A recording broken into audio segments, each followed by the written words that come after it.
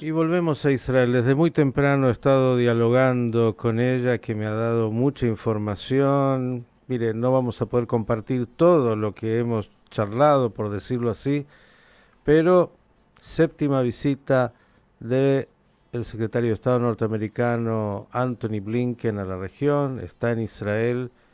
Los Estados Unidos, que tienen, claro, toda la preocupación de cómo continúa esta guerra, y esto significa mucho para Israel. Este Israel sangrante.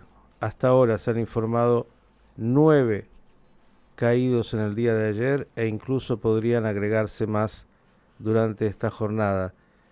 Argentina israelí, especialista, entre otras cosas también, en lo que hace a la política norteamericana, me refiero a la periodista Noga Tarnopolsky. Noga, buenas tardes, hay que decir, más allá de un día tan difícil de la guerra, esta guerra tan larga que está sosteniendo Israel. Sí, cada día creo que vemos lo difícil que es. Sí, pero buenas tardes. Noga decía, claro, dentro de este panorama tan complejo está también lo que es la geopolítica, por decirlo así, de esta recreación, diría uno, de la Guerra Fría, donde hay distintos focos, uno ahí muy concreto en tu casa, en este Medio Oriente. ¿Qué dirías de esto que es, bueno, por un lado la administración Biden tratando de buscar caminos en una guerra que yo diría es tan difícil también para los Estados Unidos? Sí, es muy complicada y creo que es siempre importante recordarnos que los Estados Unidos tienen sus propios intereses. Entonces, cuando vemos en un día como hoy, por ejemplo, que se está involucrando cada vez más la frontera israelo-libanesa y cada vez más, cada vez peor la situación en el Mar Rojo, estamos viendo desde los ojos de los Estados Unidos una situación que ya se está desparramando y está afectando intereses de seguridad, por lo menos a 3 niveles para los Estados Unidos. Eh, Blinken, cuando llegaba a Israel ayer, mencionó por Twitter el hecho increíble que 20% del comercio naval global ya está sido interrumpido por los ataques de los Houthis. Mm.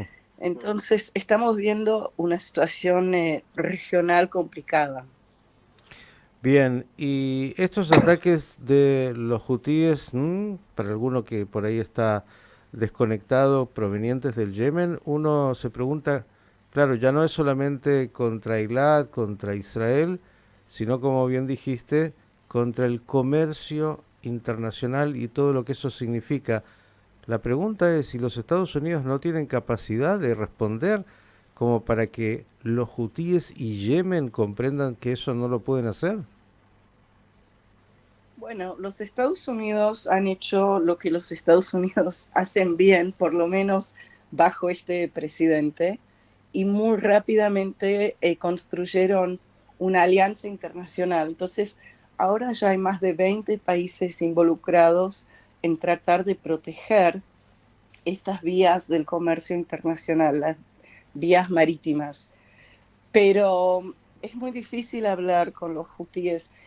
Si tomamos un paso un poco atrás, vemos que ellos son de alguna forma un brazo del Irán, son un grupo, una milicia armada por Irán, peleándose por Yemen de parte de Irán en contra de otra milicia pagada por Arabia Saudita, para Ujú. decirlo simplificamente. Eso es en el Mar Rojo. En Gaza, que también es en el sur israelí, tenemos a Hamas pagado directamente por Irán y por Qatar. En el norte, donde la frontera se está más o menos deshaciendo rápidamente, tanto en Líbano, donde está Hezbollah, como en Siria, donde todavía hay células relacionadas con Hamas, también todos pagados por Irán. Entonces, Desde el punto de vista norteamericano, de alguna forma, esto es yo diría, es una guerra o es un test que Irán está presentando a través de estos proxies Ujú. a ver cómo va a reaccionar Estados Unidos. Israel es el principal aliado de los Estados Unidos. Israel en sí, al margen de la importancia que puede tener para nosotros, para el concepto de seguridad regional de los Estados Unidos, es fundamental que Israel quede parada. Entonces, desde ese punto de vista de Blinken, tiene una tarea dificilísima enfrente de él, donde él quiere tratar de apaciguar todas estas fronteras, pero sobre todo dar una moción de cautela a Irán, que es un país que no quiere escuchar ese mensaje de los Estados Unidos. Mm. Ahora, Noga, en esta alianza tan estrecha entre los Estados Unidos e Israel, ¿qué objetivos son comunes y dónde hay discrepancias en relación a cómo se está llevando esta guerra? Hablaste de la frontera norte, obviamente estamos hablando del Líbano, Hezbollah con toda su potencialidad militar, eh, Israel que ha realizado operaciones de alguna manera quirúrgicas para eliminar líderes y la respuesta que ha venido desde el Hezbollah, que ya en realidad venía desde antes. Digo, ¿cuáles son los puntos en común con la administración norteamericana que parecería, por lo menos desde lo que es lo discursivo, bueno, plantearle a Israel no profundizar esta confrontación bélica? Claro, entonces, a nivel de todos los puntos que acabo de mencionar, evidentemente son puntos en común entre Israel y Estados Unidos. Pero, y esto es un gran pero, los Estados Unidos comparten con la mayoría de los israelíes un miedo, una preocupación, y es que el primer ministro Netanyahu, que está enjuiciado por tema de corrupción y que su popularidad en este momento en Israel está más o menos entre 20 y 25%, que él no comparte el interés a nivel del Líbano, que él ve en una potencial guerra, aunque sea de atrición, algún tipo de guerra continua con el Líbano, con Hezbollah en el Líbano, como algo que podría resguardar su posición política. Mm. Eso es una preocupación. Y la preocupación, que no es menor, yo diría, es una que Blinken lo está mencionando más o menos una vez por hora. Es decir, por ahora ha tenido 3 encuentros con la prensa en Israel en estas pocas horas y en cada una él dice, yo vengo a Israel después de haber visitado tales y tales y tales capitales Ujú. árabes. Él llegó acá directo de Arabia Saudita y él dice, todos tienen un interés en seguir un proceso de integración de Israel en la región. Pero eso puede existir, todos me dicen, únicamente si hay un horizonte político. Eso es la forma de un diplomático de decir a Netanyahu, usted tiene que decidir a dónde va esta guerra. Usted tiene que decir cuándo termina y cómo termina y quién se va a encargar de la población palestina. Ujú. Porque Netanyahu se niega a decir cualquier cosa por su debilidad política. Quiero agregar una frase y es que eso también es un mensaje de Blinken hacia el pueblo israelí, porque a los israelíes él les está diciendo, todo va bien, chicos, la región no los odia, los quieren, pero su primer ministro nos está poniendo obstáculos. Mm.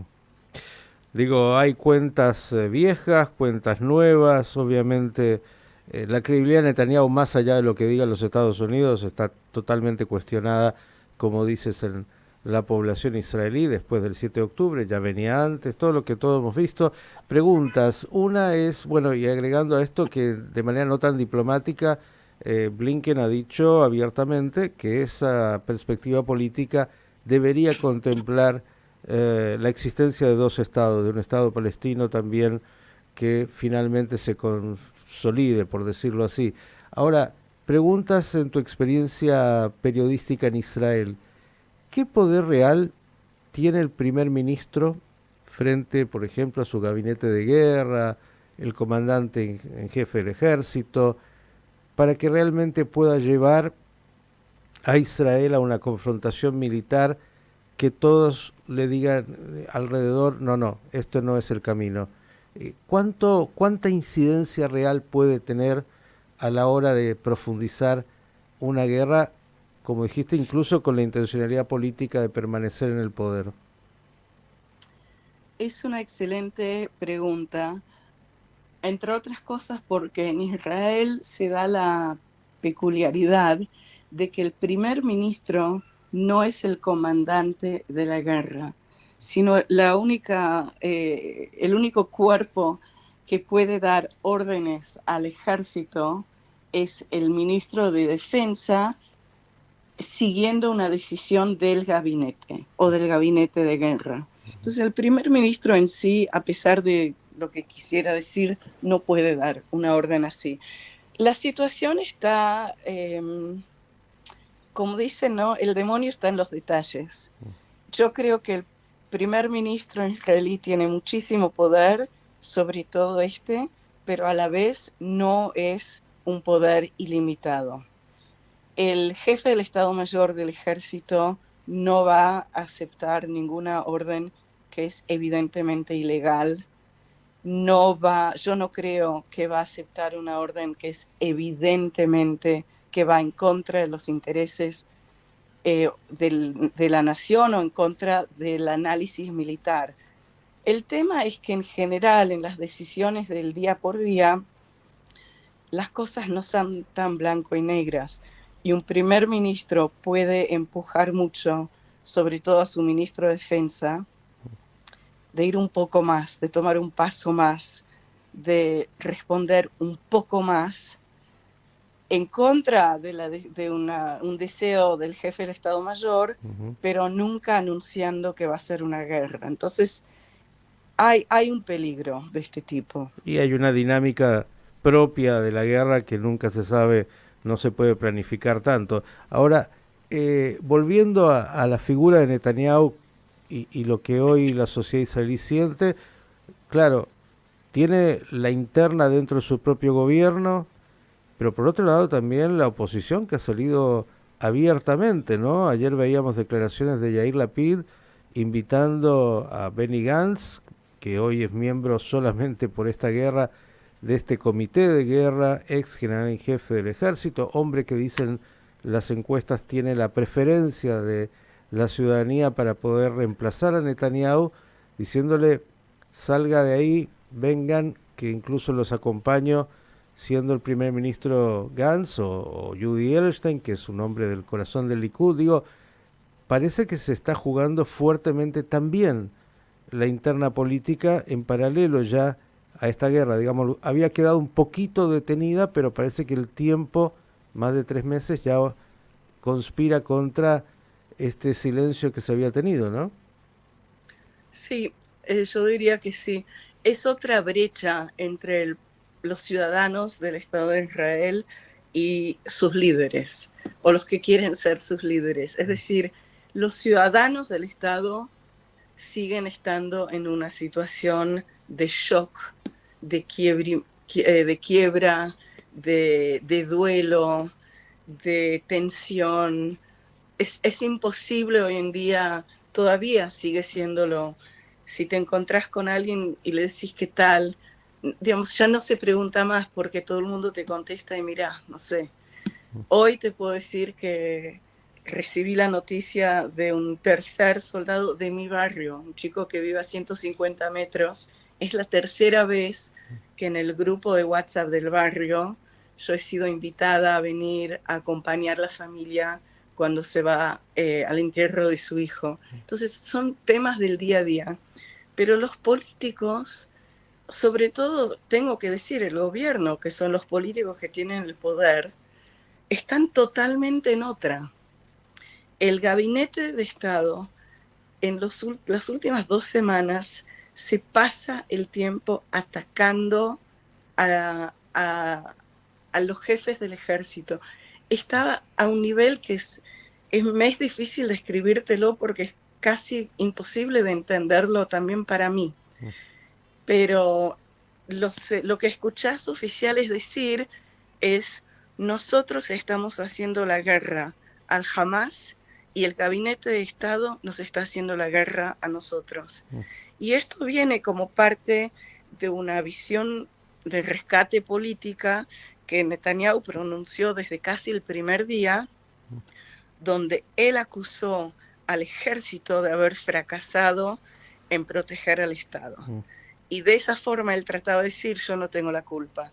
No ha funcionado. En todas las encuestas se ve que el pueblo israelí tiene mucho más confianza en el ejército, a pesar del fracaso, que en él. Entonces cada vez está más desesperada la situación, cada vez peores los ataques y cada vez peor es la brecha entre el gobierno y su visión de dónde está parado y la experiencia día a día de su pueblo. Te lo sintetizo: impotencia, frustración, dolor, todo eso junto y también todo lo que hace a los intereses personales. Vuelvo para cerrar y agradecerte como siempre, Noga, los Estados Unidos, que son obviamente fundamentales en la asistencia a Israel y que están, como dijiste, con sus propios intereses también en la región. ¿Qué te parece que están jugando estos días y cuánta incidencia real van a tener sobre cómo termina este conflicto? No sé hasta qué lugar ellos pueden controlar. Por ejemplo, hablamos mucho en esta conversación de Israel y de Netanyahu, pero hay que subrayar que Irán es un país imprevisible, Hezbollah en su situación en el Líbano es imprevisible, no podemos determinar de antemano qué van a hacer o si va a haber un error. Como siempre pasa en las guerras, alguien lanza un misil y no sabe quién va a matar y eso puede desencadenar totalmente otra guerra. Entonces, estamos en una situación muy difícil. Adentro de ello, yo sí creo que no estamos viendo un cambio de paradigma. Los Estados Unidos sigue siendo el aliado total de Israel.